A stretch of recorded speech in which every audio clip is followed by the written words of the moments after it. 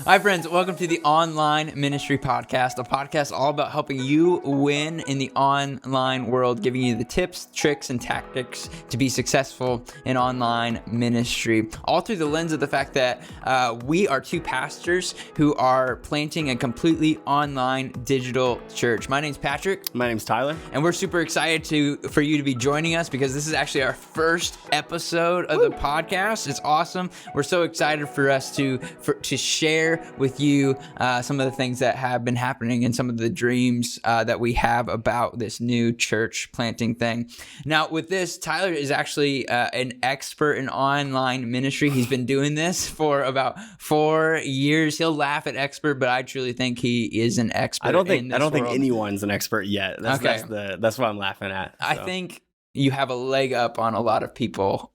Anyway, he's been doing 4 years of online ministry at our church, First Capital Christian Church. And so I think there's a lot to learn from Tyler. And I'm just here jumping on for the ride as I get started in this online world as well. So that's going to be our podcast. It's going to be a lot of me asking questions and Tyler kind of filling us in on some of the main things that we need to know about online ministry. And so I talked about how our church is called Church Anywhere. And it's not a new church. It's been going on for 4 years. And so why don't you just give us a brief history of where Church Anywhere has been and where it is now? Yeah, man, it has been a weird ride. Mm-hmm. So we started with just a Facebook live feed from my cell phone. And going back and looking at some of that was really funny. We did it last year and it was in the wrong aspect ratio. So it was like 4:3, which is the old square like television ratio. I'm not even sure we knew that we were doing that at the time, but people would be walking in front of the cell phone all the time and stuff. But we started realizing that there were people watching. As poor of quality as it was, there were people watching. So but this was back in 2016. So to the end of 2016, we approached the leadership of First Capital and said we'd like to start an online campus. And here's what this would look like. Now, at that time, you need to know we did not have high-speed internet. So, like at all. Like we had 1 megabyte down. And okay, so how in the world did this work? Yeah. So at the time we had a Saturday evening service. So what we did was we purchased one camera and we would take every audio input out of the soundboard and split it. And so we'd have stuff coming into the soundboard that people could hear in the auditorium, and then stuff going to a recorder to where we could take the camera video feed, we could take every individual multi-track audio recording, and we'd mix it all together. So that evening on Saturday night, myself or our worship pastor would literally go home and post-produce the service for the weekend. Whoa. Then we would do the 9:00 service live, like in person. In between 9 and 10:45. We would drive to our worship pastor's house, set up the fake live feed, and then drive back in time for the 10:45 service because he was the only one on staff that had high-speed internet. What in the world? That's awesome, though. I mean, you're using what you have. Yeah, so we did that for a little while, and right around that time is when we started things like our care team, which are people that chat with others during the service. And then probably a year... Not quite a year, probably about 6 months or so after that, Matt and I, our worship pastor and I, we went out to Dallas for a conference. I got to speak at a conference about online ministry. We had gained quite a decent following by that point, just by streaming our services and talking to people. Mm-hmm. And so I got to talk about how we had limited resources and small churches can do this too, that kind of thing. And we were introduced to the concept of microsites. Now, this was just kind of like stuff that we would talk about around the dinner table with other online practitioners, and nobody was really doing it yet. People had maybe some online small groups, but nobody did microsites yet. For those of you who are not familiar with that terminology, the way that it was described back in 2017 would be people gathering like in homes or mostly in homes at that point, to watch the service together. So essentially a small group watching the service together. And I was like, man, we could try that. Like, I think we could do that. So we pitched the idea to our leadership, and it was the first thing cut from the budget for that year. I made the mistake of calling it microsites, and like nobody understood that terminology. Yeah. So we were like, we still want to do this. We just don't have a budget to do it. Shortly after that, we got an email randomly from one of the local jails that said, "Hey, we've got a new chaplain. We're looking for people to come do church services." And I was like, man, we could do this. Like, we could do a church service via the online avenue. We don't have to send people in. We could do this. So we met with the new chaplain, and Church Anywhere was born. We did Church Anywhere at one jail, and word kind of spreads fast through the prison system. So once one jail heard about it, another jail was like, man, we want this too. And then prisons started hearing about it. And that's when life change started happening. And it was a whole lot easier to get our leadership on board with something once life change started happening. Yeah. You can't argue with changed lives. Exactly. So we had these microsites going by the end of 2017. And since then, we've been able to take that same mindset and use it to help empower people to find what they believe their purpose in the kingdom is. And so now we have microsites where people are missionary to their neighborhood. We have microsites where people are passionate about kids in foster care. So we do a church service each week with them. But it goes so much farther than just a church service. It really has branched into like their personal mission and their team's personal mission to do everything they can to help the people they're passionate about find and follow Jesus. Yeah. So Church Anywhere has evolved from just online to now online plus offline. Yeah. And now, as of 2020, it's developed into a full-fledged physical headquarters here. We're sitting in it right now. Yeah, we're coming at you live from Church Anywhere studio now. Yeah, and then across the hall is our new workspace where our team of 4 get to work together to do Church Anywhere in the best way that we possibly can. Yeah. I'll tell you, last year was the first year we got to baptize more people via the online avenue than we did in person. Wow. And that's just insane. Like, for those of you who just heard that and didn't like take in what that, like, we baptize more people that aren't connected to 305 Oliver Street, which is where our church is located. We baptize more people outside of that than we actually did inside of our building. Yeah, it's incredible. We've had 286 baptisms in the last 3 years via Church Anywhere. Yeah. And so we truly think that online ministry can be a successful ministry. A lot of people are in this debate or in this fight, like, man, is online even really church? But man, you can't really argue, like you said, with a changed life. And we see so many lives change. This is such a crazy history of Church Anywhere, Tyler, that, like, I'm not sure you even knew some of this. No, I didn't. This is all, like, you started with this is insane. You started taking cell phone footage and uploading it from another house. Like, is that it's just so crazy. And now it's literally 4 years later, like, we're literally planting an online digital church, like, because of the life change that has happened through that. I'm super excited to just be a part of it. I know I haven't been along the ride for all of this, but I'm just excited to jump on board. I think just like how much more life change can we see when we are putting in so many more resources to it? I'm really pumped to be a part of this team. So that brings us to now, right? We talked about it a little bit. We talked about a history of Church Anywhere. It brings us to 2020, mid-pandemic. We're starting an online church. What are the next steps of Church Anywhere? Where are we going? I think you hit on something that's really important that Randy is our senior pastor, Randy Kirk. He and I have talked about this so much in the last 6 weeks that I might not ever be able to not think about this again in my life. Like, I think about it in my sleep, but good. With crisis comes opportunity. And many, many people don't see that. We as a culture, as a human culture, have this tendency when something bad happens, we think, man, everything is bad. Yeah. But if you look throughout Scripture, many times that there's a crisis, God produces an opportunity for growth, whether that's through the nation of Israel or in the New Testament, in the new church. Yeah, the first church. The first church is a prime example. And I think right now we're in a key turning point in our church history where, there's a crisis. We had to look at church differently. Fortunately, we were a little bit more prepared for that because Church Anywhere was part of our DNA. But we have this opportunity to really jump on something that could potentially help us literally reach the world from 305 Oliver Street on the back end street in the middle of nowhere, Corydon, Indiana. Right. Yeah. I think that's just so crazy to think about. So cool to think about. So where are we going? Like, what are our next steps? Yeah. So we are currently, let me just tell you let me talk about the staff really fast. Go for it. We're planting a church. What in the world does that even look like? Like when you're planting a church physically, you get like a senior pastor, and then like next step would be like a youth pastor, and then kids pastor and things like that. You have to have some sort of building. Yeah. Right? Yeah. So what we are doing, I get the like honor and the responsibility to be the lead of this new church.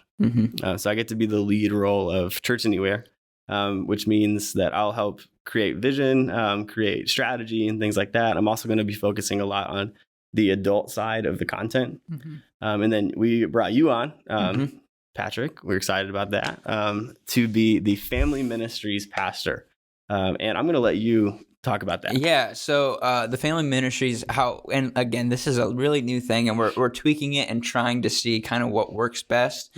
But like, I see my job as kind of twofold. One is to lift up the parents and families that we reach, a part of our Church Anywhere streams or some of our soft touches, what we'll talk about in the next episode, how we're doing content. But I think one of my parts of the job is to make sure to lift up families and lift up parents so that they can be the key disciple makers for their children. We are an orange believing church, which the orange philosophy is the yellow light of the church and the red love of the family coming together to really produce an orange type of long-term faith in the lives of students and kids. And so I think that's one part of my job, is just to figure out how best to encourage and enable and love our parents to disciple their kids in a better way. And the second piece of my job is how we've been describing it is like an online missionary of sorts. And that might sound weird to some of you watching or listening. It might sound weird to anybody in this room. It sounds weird to me. But we're looking at it like this. So whenever a person goes to be a missionary overseas, what they do is they learn the context and culture of where they're going. They don't just like go into a church in anywhere and say like, here's our white evangelical American church. It's just not going to work because they worship differently. They interact differently. They have a different language. Anywhere in the world, it's just different. And so we have to kind of take that same mindset whenever it comes to being an online missionary or an online family ministry pastor. And so I need to learn what kind of the culture and context of online is. So we'll be working through things like YouTube and are more things that you maybe have heard of, like YouTube and Instagram and those sort of things. And maybe some of the things that you haven't necessarily heard of, like Discord and Twitch and TikTok, trying to literally just to throw it out there, we're going to where the people are. Yep. We're going to where students and kids are. YouTube is the number 2 search engine in the world online. It's where people are. Kids and students are spending almost every single day on YouTube for multiple hours. So why not go after that platform? So really, it's twofold, right? It's to love and encourage and disciple parents to disciple their kids, as well as try and create community in online platforms in a way that not a lot of churches are doing. Yeah, it's not just presenting the weekend service or what we're doing in person. We're going to have very, very specific and intentional strategies to reach people where they are. Yeah. And so you'll see a little bit of that next episode. We have a full funnel content system, which is a lot of words and a lot of arrows. But so we'll catch up next episode with that. But right now, that's kind of what my job position is. Yeah, good deal. So we have the lead pastor, the family ministries pastor, and then we have an engagement pastor. And so this is a role that I love because this was my role at First Capital for many years. So I was the engagement pastor at First Capital, which really meant I got to do a lot of stuff that nobody understood. And so Megan is on our team as the engagement pastor, and she's going to get to do some stuff with social media. We've got some specific strategies to be involved in people's lives on a daily basis, and she's taken a lot of that on, which I'm really excited about. So she's going to be engaging with people via social media avenues. She's also going to act as kind of a conduit between the physical campus and the digital campus. Mm-hmm. And so what that means is we do a thing called Rooted here. That's part of our discipleship pathway at First Capital. It's a 10-week discipleship experience. And so she will be helping facilitate these Rooted classes online as well. And she'll be helping with our starting point class, which is a class for new believers.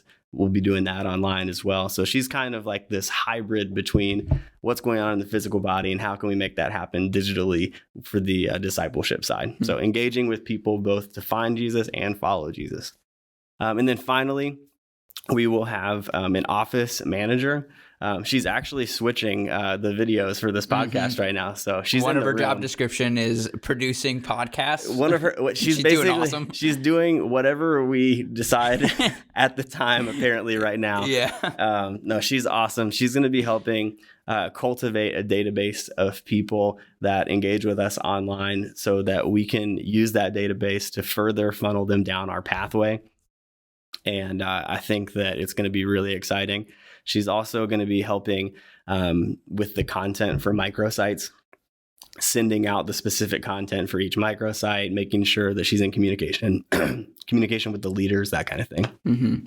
Yeah, I think that's all really good. So we right now have a 4-person team with some volunteers, and we'll talk a little bit more of that as the podcast goes on. But right now we're launching a completely online digital campus, digital church with 4 staff members. Yeah, really quick. For people in the church planting world, I was on a podcast recently with Stadia, who is a church planting organization. Mm-hmm. And they told me usually it's about $600,000 to plant a church. Mm-hmm. That's in our budget, right? It is not that for us. I think with all of the tech and all of that stuff, minus salaries, obviously, which we're not going to talk about on this podcast. Probably not a good idea. Just to start up our church, we're looking at like $10,000. It's amazing. With a reach currently of somewhere around 8,000 people. Mm-hmm. That are people we can account for, not like the little reach thing that you see on Facebook. These are like physical people that we can account for. Mm-hmm. And so the scalability of what we get a chance to do is crazy. Instagram, when they started, they got up to 40 million users with a staff of 13 people. And so online community can scale down so much easier than physical. And I'm excited to explore that. Mm-hmm. Yeah. I mean, it's really exciting and really exciting to be at the front end of this. And I'm excited to see more of what we talked about earlier, that life change that will happen whenever we intentionally go after relationships with people online. So we went through the history of church anywhere, right? Going from a 240p on a phone, right? Uploading it, driving 30 miles to upload it to where we have high-speed internet, to where we're streaming live now with specific services to families and homes and microsites and all that sort of good stuff. It seems like a lot of work that we put in. Why are we doing this? Like, what's the why of online ministry? Why is this so important? Yeah, man, I could spout off stats all day of this, specifically like the 18 to 30-year-old age group that just simply are not coming to follow Jesus. It's something like 10% of 18 to 29-year-olds right now will at some point in their life learn to follow Jesus. That's so sad. Like, it breaks my heart. The further down we go, the worse the statistic gets.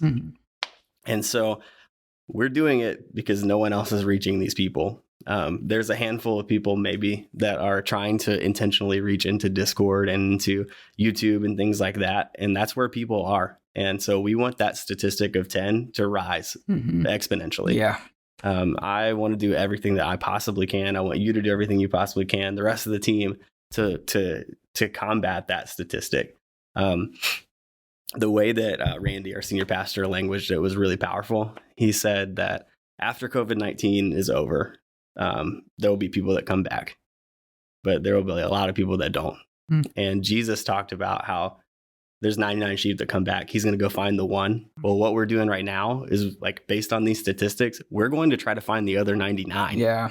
And so we are going to partner with physical churches to be able to work in tandem to reach as many people for the gospel as we can. So our why is to help people find and follow Jesus.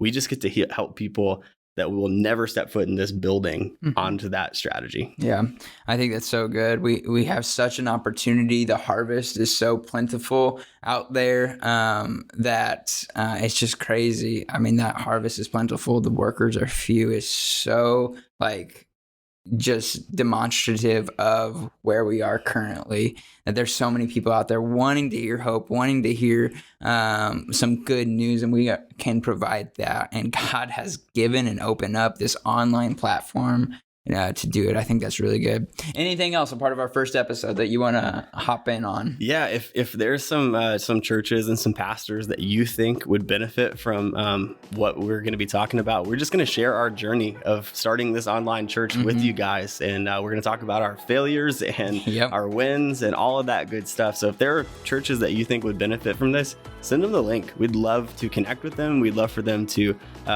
gain anything that they can from this podcast. Yeah, be sure to share this, talk to people about this podcast. We hope that this podcast in the last couple minutes have helped you win in online ministry. And remember, relationship and online ministry will always beat technology. You can literally start from a phone, driving across the town to upload things. And if you're intentional about relationship, you can still win with online ministry, and lives can still be changed. And with that, I want to say thank you so much for watching or tuning in and listening. We'll see you next time.